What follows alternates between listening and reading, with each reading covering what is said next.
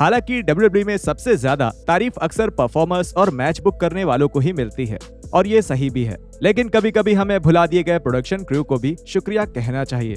शानदार camera work, आतिशबाजी, lighting जैसी कई चीजें शो का एक बहुत अहम हिस्सा होती हैं, और यही चीजें किसी रेसलर को एक सुपरस्टार की तरह पेश करने में बहुत काम आती हैं। हालांकि दूसरी तरफ खराब प्रोडक्शन WWE के कुछ बेहतरीन पलों को पूरी तरह से खराब कर सकता है। जरा सोचिए कि ये पल कितने शानदार हो सकते थे अगर प्रोडक्शन टीम में किसी ने पूरी तरह से इसे बर्बाद न कर दिया होता तो। खराब स्पेशल इफेक्ट्स, बेकार फिल्मिंग, घटिया स्क्रिप्टिंग, आपको ये सब यहाँ पर मिलेगा दोस्तों, और ये आपको बहुत दुखी करने वाले हैं। मैं हूँ एडम पचीटी कल्टहॉलिक रेसलिंग से, और ये हैं वो 10 मौके जब खराब प्रोडक्शन की वजह से WWE के बेहतरीन पल बर्बाद हो गए। शुरू करते हैं। Number 10, rooftop crash pads. Wrestling की हिस्ट्री में अनोखे शो की बात करते समय आपको मनी इन द बैंक 2020 को शामिल करना ही चाहिए। महामारी के दौरान होने वाले इस शो के money in the bank match में इसके खिलाड़ी ट्रेडिशनल लैडर के बजाय WWE हेडक्वार्टर्स में ऊपर चढ़ गए। इस प्लान को बहुत अच्छी तरह से पूरा नहीं किया गया, और शर्ट पहने हुए ड्राइंग कई बार देखने को मिले जो मुझे कुछ खास नहीं लगे, लेकिन ये आइडिया अच्छा था। बिल्डिंग की छत पर होने वाले मैच के आखिरी पलों के दौरान 2 मेल रेसलर्स छत से गिरकर मरने वाले थे। वैसे तो असल में उन्हें धक्का दिया गया था, लेकिन ये सुनने में कत्ल का सबूत लगता है। बैरन कॉर्बिन ने रे मिस्टीरियो और एलिस्टर ब्लैक दोनों को बिल्डिंग से नीचे जमीन पर फेंक दिया, लेकिन हम जानते हैं कि ऐसा हुआ नहीं था, क्योंकि उसी शो के एक एरियल शॉट्स में ये दिख गया था कि जहां वो दोनों लोग फेंके जाने वाले हैं वहां पहले से ही गद्देदार क्रैश पैड लगाए गए हैं। अगर आप उसकी तरफ ध्यान नहीं देते तो शायद आपको पता भी नहीं चलता, लेकिन तेज नजर रखने वाले व्यूवर्स के लिए ये ड्रामेटिक मूवमेंट थोड़ा खराब हो गया था। मतलब कम से कम अब हमें पता चल गया है कि जब हल्क होगन ने कोबो हॉल की छत से जायंट को धक्का दिया था तब वो कैसे बच गए थे। Number 9, Deuce sing along. Cardiff Wales में आयोजित किया गया 2022 का क्लैश एट द कासल को होम टाउन स्टार्स से जुड़े 2 बड़े मैचों से आगे बढ़ाया गया था। इसमें शेमस वर्सेस गुंटर और Drew McIntyre versus Roman Reigns match शामिल थे। ठीक है, तो ना ड्रू और ना ही शेमस वेल्स से हैं, और तो और शेमस यूनाइटेड किंगडम से भी नहीं है। लेकिन बात यह है कि उन्होंने कोशिश की, और हम इन दिनों बस इतना ही मांगते हैं। जब मैकिंटायर अनडिस्प्यूटेड यूनिवर्सल चैंपियनशिप के लिए रेंस को हराने में सफल नहीं रहे, तो उसके बाद रिंग में बॉक्सर टाइसन फ्यूरी आ गए। मैकिंटायर और फ्यूरी महीनों से सोशल मीडिया का इस्तेमाल करते हुए दुश्मनी पैदा कर रहे थे, तो शायद ये वही पल होगा जहां WWE ने टीवी पर राइवलरी की शुरुआत करी। खैर नहीं, उन्होंने इसके बजाय थोड़ा सा कैरियोके किया। फ्यूरी ने डॉन मैकलिन की अमेरिकन पाई के साथ क्राउड को दीवाना बना दिया, और उसके बाद ड्रू ने ओएसिस क्लासिक के don't look back in anger के शानदार वर्जन के साथ रात खत्म की। यह सब कुछ बेहद अजीब था, खास तौर पर इस तरह के इमोशनल मैच के बाद इसका होना।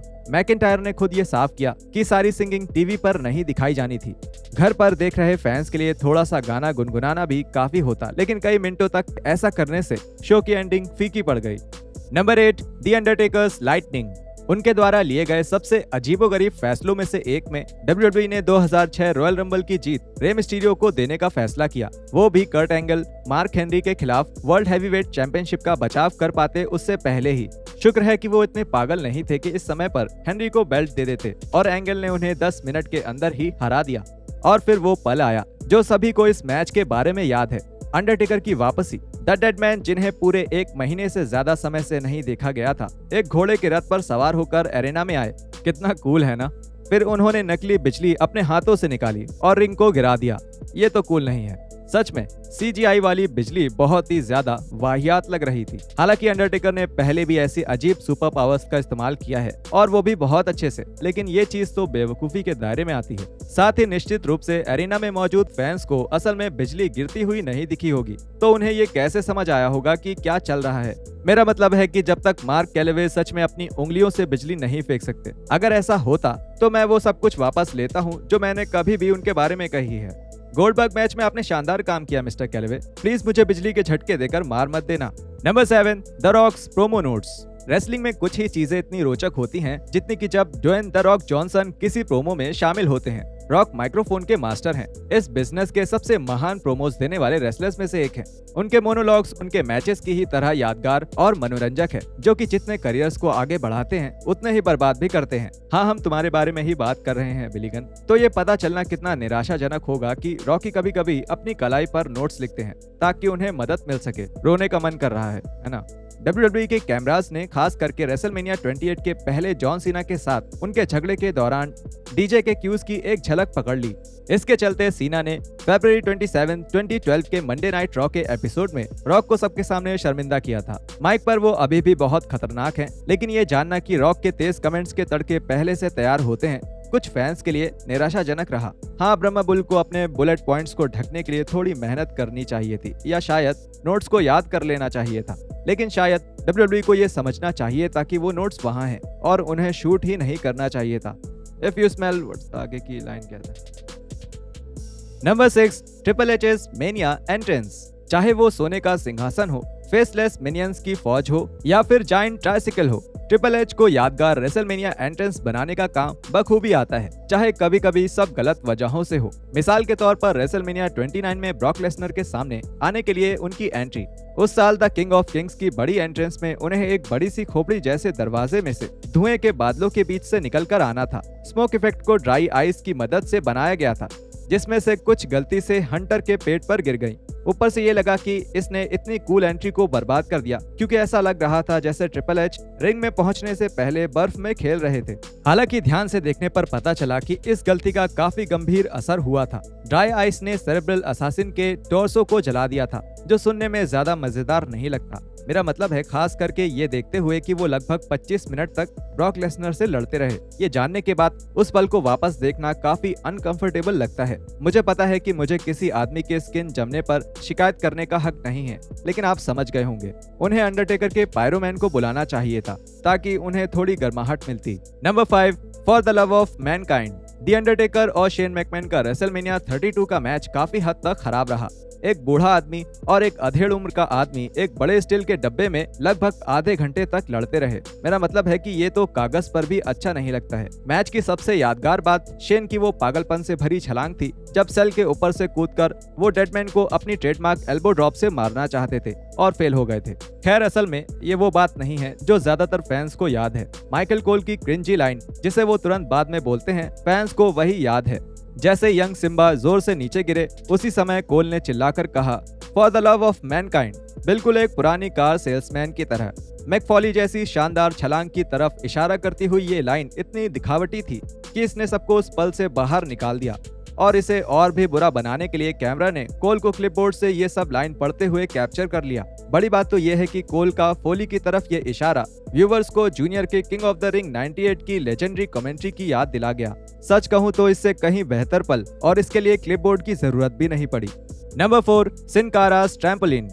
ओरिजिनल सिन कारा के लिए कुछ ही चीजें अच्छी थी। उनमें से एक थी उनका पहला एंट्रेंस। मैक्सिकन स्टार, जिसे पहले मिस्टिको के नाम से जाना जाता था, रिंग की तरफ दौड़ते हुए आते थे और वो कई फीट हवा में ऊंचे उड़ते हुए दिखते और फिर टॉप रोप से फ्लिप करके एक फ्लो में रिंग के अंदर आ जाते थे। खैर, उन मौकों को छोड़कर जब बार बार उनका पैर रोप से टकरा जाता था और वो एक लंगड़े टर्की की तरह उलट पलट होकर नीचे गिर जाते थे। लेकिन बाद में यह भी इस ल्यूचाडोर के हाथ से निकल गया, जब WWE के कैमरास ने गलती से इस शानदार स्टंट के राज से पर्दा उठा दिया। उनके शुरू के एंट्रेंसेस में एक ट्रैम्पोलिन साफ दिख रहा था, जहां से सिन कारा वो छलांग लगाते थे। सारे यंग फैंस के लिए इसने उस भ्रम को पूरी तरह से खत्म कर दिया कि वो कोई बहुत ऊंचा उड़ सकते हैं, और उसे वो एक छोटे सर्कस परफॉर्मर जैसे लगने लगे। WWE समझ गया कि खेल खत्म है, और उन्होंने जल्दी से सिन कारा की एंट्री को बदल दिया। ट्रैम्पोलिन हटा दिया गया और सिन कारा अब सिर्फ बॉटम रोप के नीचे स्लाइड करते थे, फिर मिडिल रोप से एक आर्म सा रोल करते थे। कितना निराशाजनक था। ये ऐसा ही है जैसे कि आपकी माँ ने आपको चिकन डिपर्स का वादा किया हो और आखिरी पल में ब्रसेल्स स्प्राउट्स दे दिए हो। मैं तुम्हें कभी माफ नहीं करूंगा, Linda. Number 3, Edge's rumble return. 2020 के मेंस रॉयल रंबल मैच में अल्टर ब्रिज के मेटालिंगर्स की जानी पहचानी आवाज ने ह्यूस्टन के मिनट मेड पार्क को भर दिया, और रेटेड आज सुपरस्टार एज अपने लंबे इंतजार के बाद वापसी की। इस हॉल ऑफ फेमर ने 2011 में एक नेक इंजरी की वजह से रिटायरमेंट लिया था, और अब वो वापस आ गए थे, और वो तैयार थे कुछ टांगे तोड़ने के लिए। कम से कम हमें ऐसा लगा था कि वो वही चाहते थे। हमें असल में ऐसा कुछ देखने को नहीं मिला। जैसे ही एच रिंग में आए, उन्होंने डॉल्फ जिगलर को स्पेयर मारा, और तभी जब केविन डन ने फैसला किया कि इस समय क्राउड की शक्ल दिखाना ज्यादा अच्छा आइडिया है। लगभग 10 साल के बाद किसी मैच में एच की पहली स्पेयर, और उसने ये मिस कर दिया। अरे केविन यार, आप कितने साल से ये काम कर रहे हैं? WWE ने बड़ी बेशर्मी के साथ इस गलती को छिपाने की कोशिश की। YouTube पर पोस्ट की गई एक क्लिप में फुटेज सीधे आगे बढ़ जाती है, और ये दिखाने की कोशिश होती है कि एच ने वापसी के बाद पहली स्पेयर कार्ल एंडरसन को मारी थी, ना कि शो ऑफ को। फिर जब उन्होंने पूरा रंबल यूट्यूब पर अपलोड किया, वो एक दूसरा एंगल यूज किया और एंडरसन के स्पेयर की कमेंट्री को डॉल्फ के ऊपर चिपका दिया। अच्छी कोशिश थी WWE, लेकिन हम याद रखते हैं, हम हमेशा याद रखेंगे कि तुमने इस दिन क्या किया। Number 2, AJ's rumble debut. AJ Styles WWE में काम करने से पहले रेसलिंग के सबसे बड़े नामों में से एक थे, और मैं पहले ही बता देता हूँ, जैक्ड और मेटल पर हुए वो मैचेस नहीं गिने जाते हैं। ये सब तब बदल गया जब स्टाइल्स 2016 के रॉयल रंबल मैच में नंबर 3 पर दिखे, और वो भी बड़े शोर शराबे के साथ। अच्छा होता कि वो शोर शराबा देखने को मिलता, या फिर एजे को स्टेज पर आते हुए देखने को मिलता, या कम से कम टाइटनट्रॉन देखता। लेकिन इसके बदले फैंस ने देखा रोमन रेंस का बेस्ट का वो वॉट वाला रिएक्शन। जैसे ही बजर बजा और ये अजीब सी नई म्यूजिक बजने लगी, कैमरा बिग डॉग के बिग डॉग फेस पर लगभग 10 सेकंड्स तक लगा रहा। फिर वापस स्टाइल्स को दिखाया गया, जो कि पहले ही स्टेज के आधे रास्ते तक आ चुके थे। ये एजे का बड़ा पल था, उनका WWE में आने का समय, फैंस की इतने सालों की उम्मीदें और सपनों का साकार होने का पल। लेकिन WWE ने फैसला किया कि फोकस शायद रोमन रेंस पर होना चाहिए। बहुत अच्छे। और इससे भी ज्यादा गुस्सा दिलाने वाली बात यह है कि उन्होंने डेब्यू का दूसरा कट भी रिलीज किया, जो कि बहुत अच्छा था। आपको असल में क्राउड के शोर शराबे से पहले टाइटनट्रॉन पर फिनोमिनल लिखा हुआ दिखता है। मेरा मतलब है, ये उससे कहीं ज्यादा अच्छा लगता है जो हमें असल में देखने को मिला। फिर से बहुत अच्छे। Number 1, Jack थेंड। रेसलिंग के इतिहास के कुछ अच्छे पलों में से एक में डैनियल ब्रायन ने एक रात में एवोल्यूशन के तीनों सदस्यों को हराया और WWE चैंपियन बन गए और स्पोर्ट्स एंटरटेनमेंट के टॉप पर अपनी जगह पक्की कर ली। ये एक ऐसा पल था जो सदियों तक याद रखा जाएगा, और इसे हमेशा जैक थिंड शब्द से जोड़ा जाएगा। एक सेकंड रुको। जब ब्रायन अपने घुटनों पर गिरकर अपने ट्रेडमार्क यस डोंट के साथ बेल्ट्स को हवा में उछालने के लिए तैयार ही थे, किसी ने क्राउड में जैक थिंड लिखे एक साइन को उठाया, जिसने पूरी तरह से उस शॉट को ढक दिया, जो कि एक परफेक्ट शॉट होता। जब देखा गया तो पता चला ये साइन इससे पहले ही कई और WWE इवेंट्स में देखा गया था, लेकिन यहाँ ये बदनाम हो गया। हालांकि इस अजीब से पल में ज्यादातर गलती साइन उठाने वाले की थी। एक अकेले प्लेकार्ड से ब्लॉक हो जाने की जगह में नहीं होना चाहिए था, लेकिन सामने आया कि इसका कोई भी असर नहीं हुआ, क्योंकि रेसलिंग के फैंस ने इस टाइटल विन को और मजेदार साइन को एक जैसा एंजॉय किया। फिर भी बहुत मजेदार बात है। सबको जैक थिंड और सबको गुड नाइट।